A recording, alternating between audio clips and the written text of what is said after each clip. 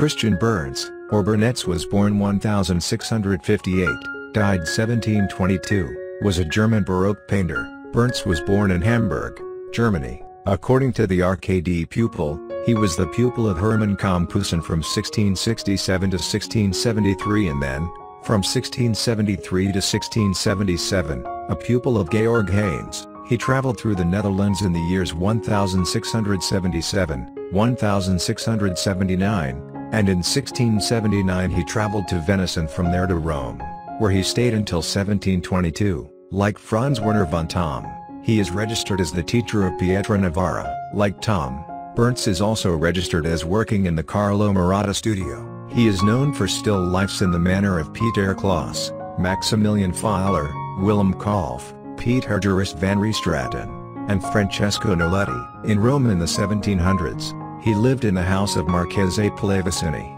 Berentz painted primarily still lifes, which was important because he introduced North European themes. He died in Rome in 1722.